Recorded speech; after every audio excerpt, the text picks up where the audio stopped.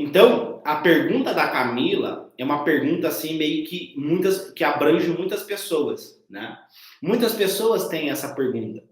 Como é que eu faço para conciliar o trabalho com o vestibular de medicina?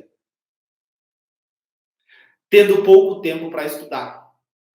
A pergunta dela não é, Léo, eu trabalho porque eu não tenho apoio da minha família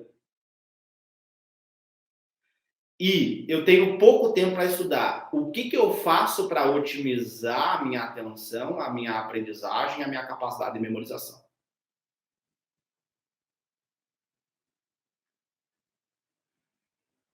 Entendeu? Que muda a percepção.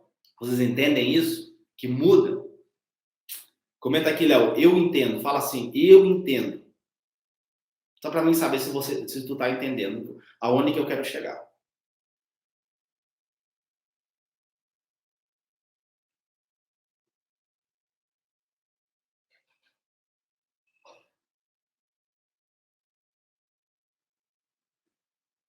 Comenta assim, eu entendo. Ó, a Micaele comentou, eu entendo. O Augusto, eu entendo. Beleza. Então, assim, quando a gente tira o nosso foco, né? A gente tira o nosso foco nesses elementos, tempo, né? Que muitas vezes são coisas que você não consegue controlar. Pode acontecer que a sua avó ficou doente e você vai ter que ir no hospital com ela. Pode ser que um familiar teu vai precisar da tua ajuda. Então pode acontecer vários contratempos em relação ao tempo. Né? Pode acontecer isso? Pode. Só que se você tem uma estratégia de estudo que não depende do tempo de estudo, né? Você tem uma estratégia, ela é independente do tempo. Você consegue estudar sem estudar. Você consegue aprender os conteúdos, você consegue memorizar os conteúdos, sem necessariamente sentar a bunda na cadeira e estudar. Como que isso é possível, né? Como que isso é possível? Estudar sem estudar. Porque a gente tem uma ideia muito assim para mim estudar, para mim aprender os conteúdos do vestibular de medicina, eu preciso sentar aqui, eu preciso ler o livro, eu preciso ver videoaula.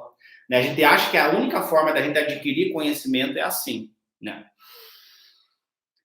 Só que dentro do método Atleta da Mente, eu ensino para os alunos ferramentas que não vão limitar ele a só sentar a bunda na cadeira, sentar a bunda na cadeira, fazer as provas, né? Isso é importante, claro que é importante. Mas não é só isso. Às vezes o cara está no trabalho dele, ele trabalha, por exemplo, numa farmácia. Trabalha numa farmácia. Ele está ali no trabalho dele e ele pode estar estudando sem estar estudando. Pode ser que a pessoa chegou ali e comprou um medicamento, ele pode correlacionar aquele medicamento que a pessoa comprou com o conteúdo de biologia que vai cair na prova. Pode chegar a mulher que trabalha junto com ele na farmácia para limpar o chão, a mulher que limpa a farmácia que ele trabalha. E ela vai usar um produto químico no chão para tirar a sujeira. E aí ele lembra lá da química. Pode ser que tenha um medicamento na farmácia que ele trabalha que vai ter uma porcentagem, vai ter um desconto. 10%, 15%. E aí ele lembra desse conteúdo lá com a matemática. Pode ser que a hora que ele vai tomar uma água durante o trabalho dele, ele vai usar um copo. Esse copo tem o formato do cilindro. E aí ele já lembra do conteúdo que ele estudou lá na matemática. Então, o que se chama isso? É self-study. Você construir o seu próprio estudo, você ser o ator, você ser o protagonista, o ator principal da construção do conhecimento. Então, em países europeus, países que têm um melhor desempenho cognitivo que o nosso, eles usam essas ferramentas. No Brasil é diferente. Quem que é o ator principal da construção do conhecimento? O professor. O professor constrói o conhecimento. Só que aí tem um detalhe muito negativo, que o professor ele é apaixonado pelo método. Ele é apaixonado pelos números, ele é apaixonado pela matemática, pelas fórmulas. Só que o nosso cérebro, ele não entende os números. Einstein, né, um dos maiores cientistas, ele falava que ele não entendia os números. Ele fazia o quê? Ele imaginava. Ele construiu uma imagem mental, uma cena, um filme na cabeça, na mente dele para ele entender aqueles detalhes, aquelas leis da física, aqueles dados matemáticos. Ele não entendia, ele tinha dificuldade, tanto que ele tem um documentário que conta a história dele, parece que ele não era um bom aluno na escola. Mas ele tinha o quê? Ele tinha um potencial gigantesco mental. Ele era um atleta mental. Ele conseguia ver, enxergar onde as pessoas não conseguiam enxergar. Ele não era um cara bom com números.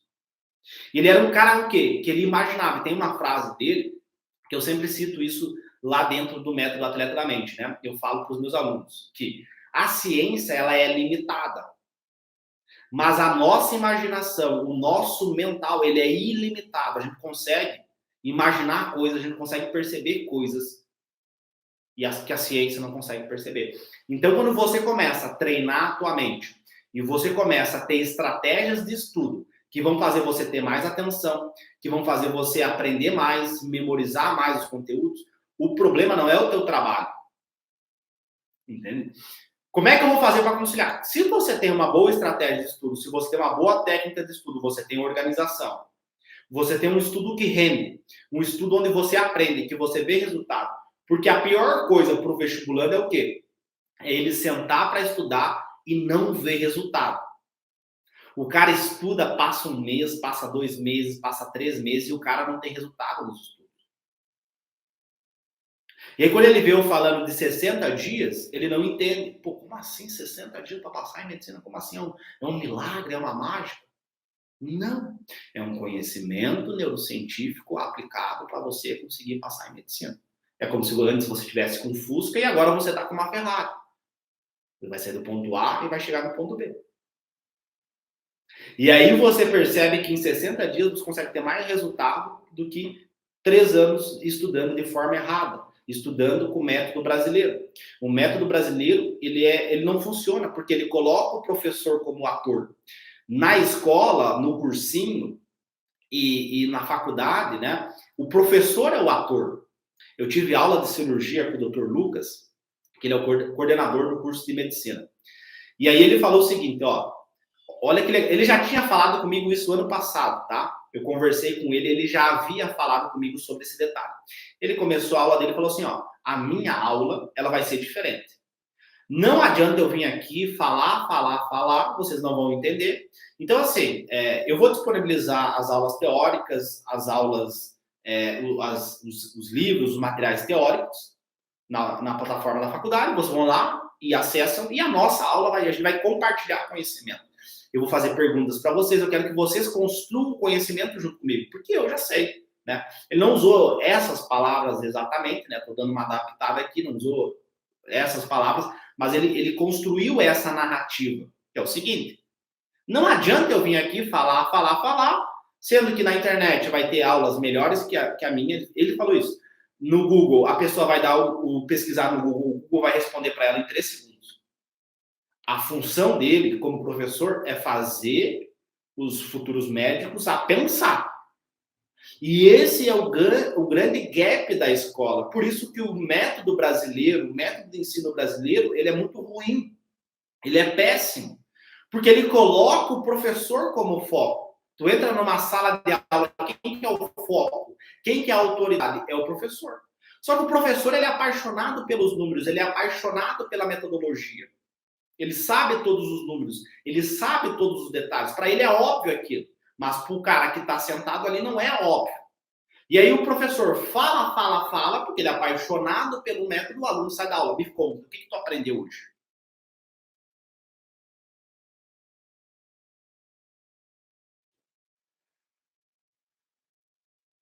E o aluno, hoje não aprendeu nada.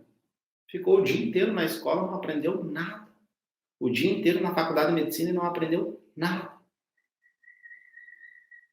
Agora, quando você coloca o aluno no centro, ele tem que pensar, ele tem que raciocinar, ele tem que pensar. Só que se tu analisar como que foi os teus anos na escola, independente se foi pública, se foi particular, se teve professor de física, assim, no geral, tá? No geral. Porque às vezes o pessoal, não, mas é que eu estudei escola pública e não tinha professor de física. Mas tinha de biologia, tinha de redação, tinha de história, e mesmo assim tu não foi bem nessas matérias. Não dá para botar a culpa também só porque não teve professor. Mas é um modelo em si. Como é que foi esses anos de escola? Tu lembra de alguma coisa? Porque quando eu faço esse exercício com a galera, eu pergunto, amigo, o que tu lembra da escola? Ah, eu lembro que eu briguei com um colega, eu lembro que isso, eu lembro aquilo.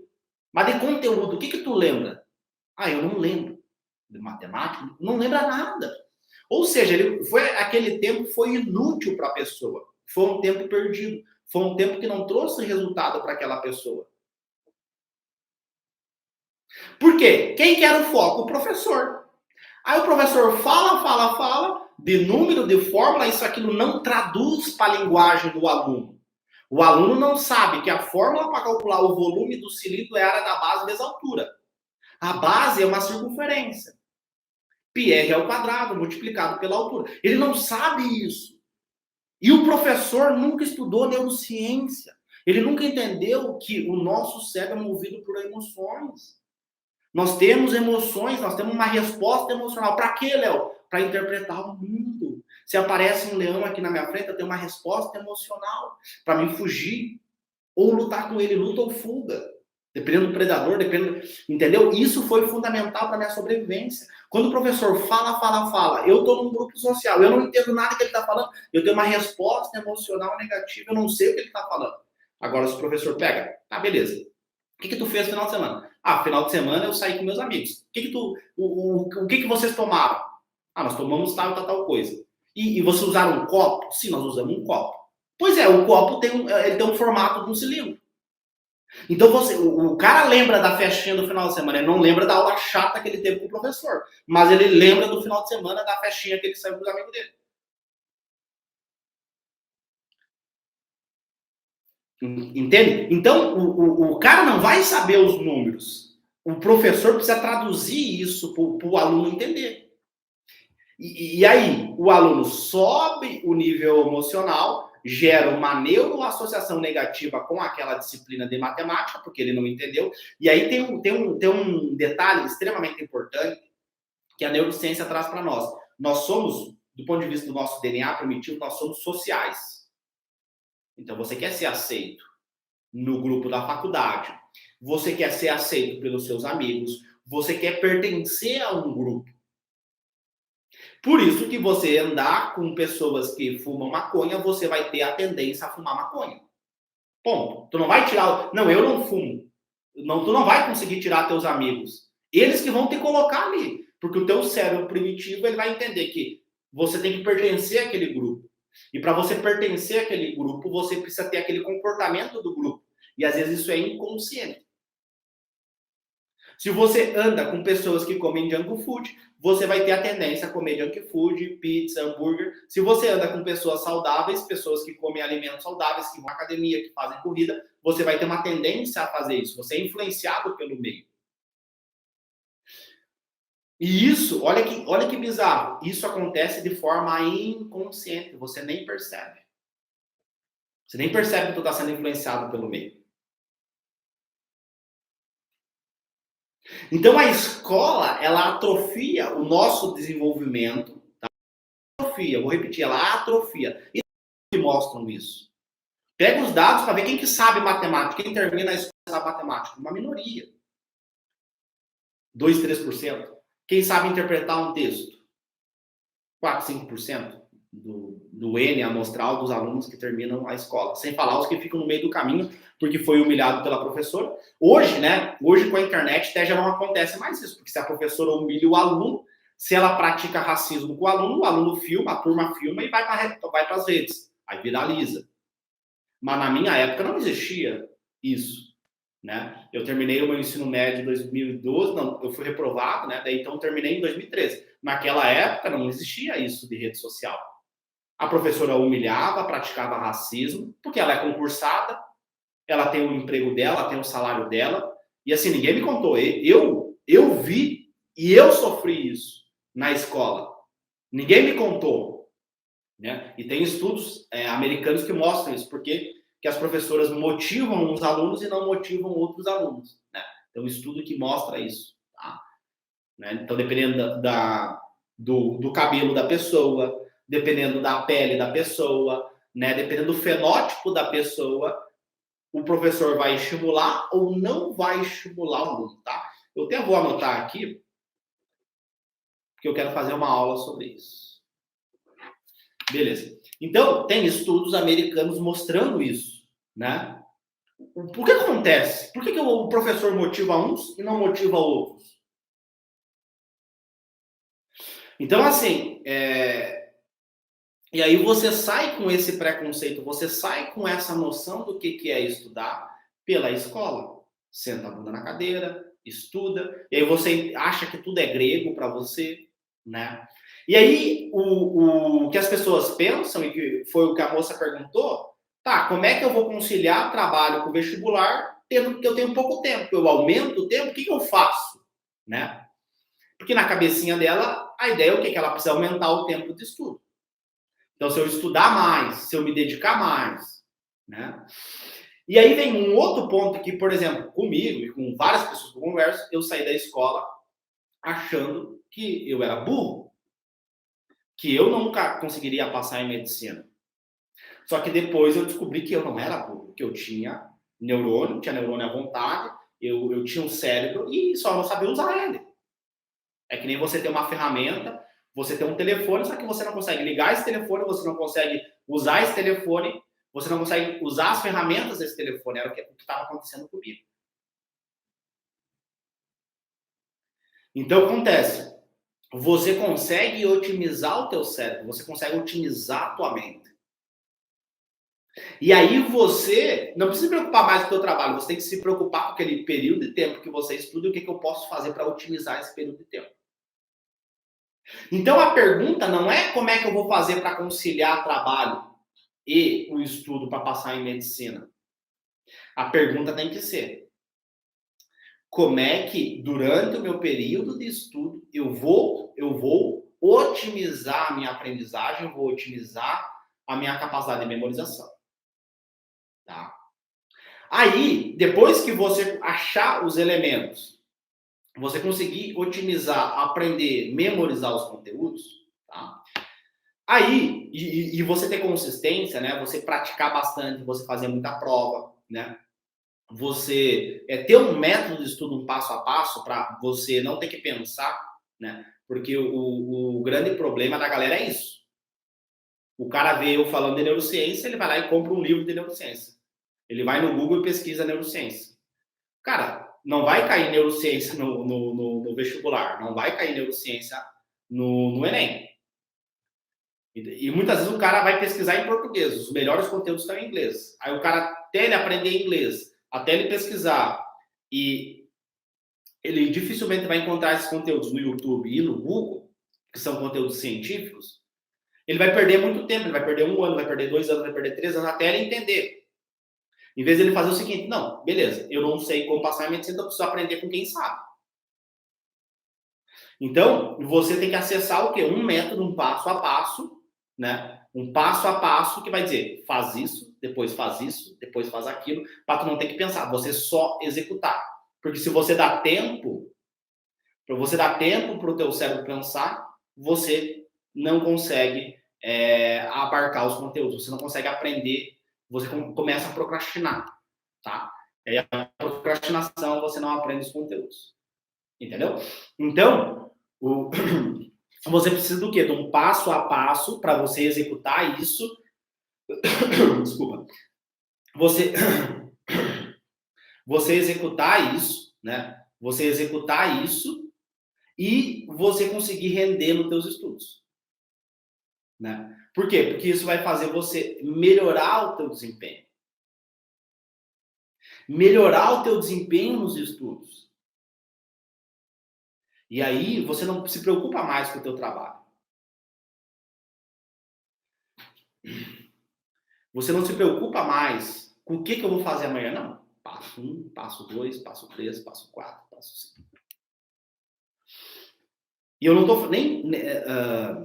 eu tô falando isso porque eu vejo muitas pessoas perdendo tempo. Que método de estudo que eu vou usar, o que eu vou fazer hoje, o que eu vou fazer amanhã, e física, e a matemática, e a redação, isso e aquilo, o cara perde muito tempo. Então, a pauta para a Camila é isso. Como é que, durante o período de estudo dela, ela vai otimizar a atenção, aprendizagem e memória.